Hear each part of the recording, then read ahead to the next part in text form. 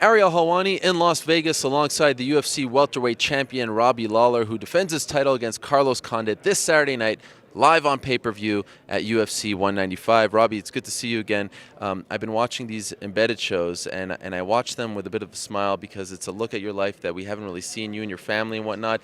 But honestly, how annoying is it to have the cameras all over you in the week leading up to the fight? No? You kind of like it?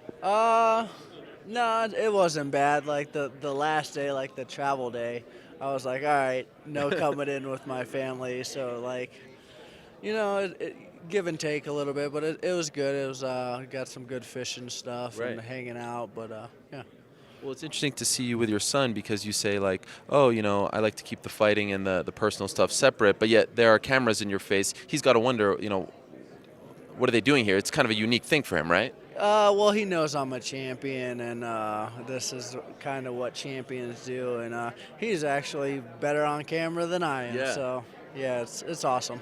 There seems like a lot of pressure on both you and Carlos' shoulders going into this fight, not because of who needs to win, but because there are such high expectations for this fight. Like people are expecting this crazy war with blood and things like that. Do you feel like you have to live up to all of that?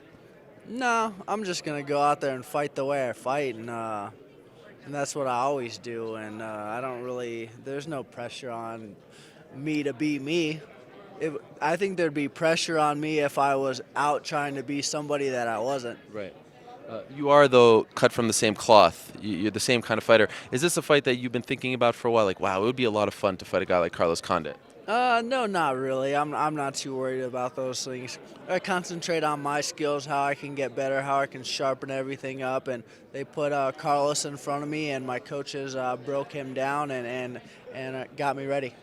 Of course, you were supposed to fight in November at 193, but you had a small injury, so this fight got delayed. Did you watch that card in front of 55,000 people and kind of wish, like, damn, I wish I was on that one? Yeah, I watched the fight. It would have been awesome to be there. It would have been awesome to travel there or do the PR stuff for there, or then to travel back. But to be there would have been awesome. Sure.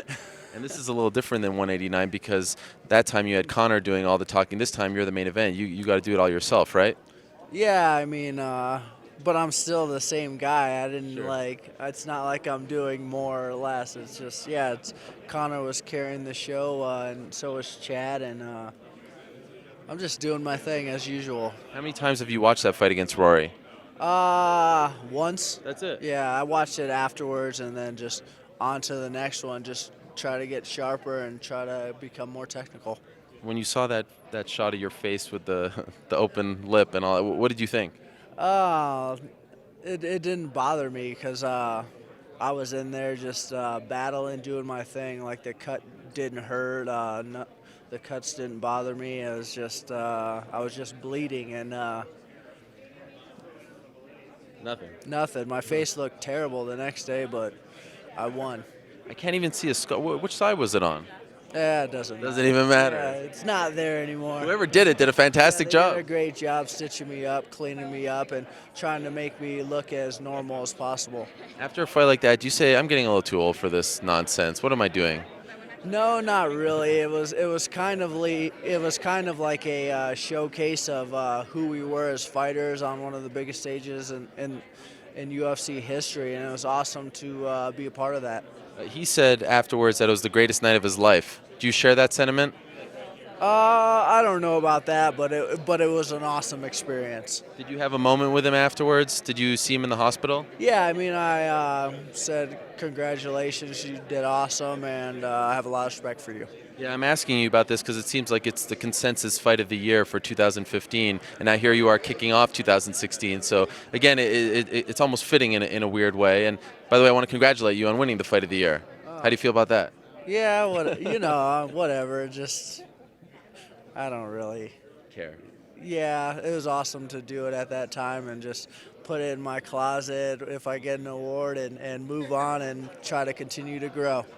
When you see like what Connor did a couple weeks ago, 13 seconds in and out, you're done, or you see like that fight against 189, which would you prefer, in and out? Yeah, in and out for Okay. sure. Like looking good, looking fresh, go eat some food afterwards without a busted up lip. Yeah, definitely in and out for sure. I got to say, just to end on this note, I was watching footage recently of that press conference, one of my favorite press conferences, the one in Chicago, where you fell asleep. You're sitting right next to Fedor Emelianenko. He just fought this morning, and it's amazing to see you as champion here in the UFC. And he's kind of fighting this sort of unknown guy over in Japan.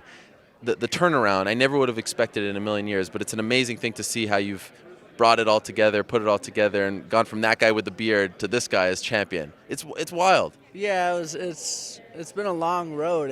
I've matured. I've continued to grow and refine my skills as a person and as a fighter, and that's what I'm gonna continue to do. Pleasure as always. Good luck to you on Saturday. Thank you.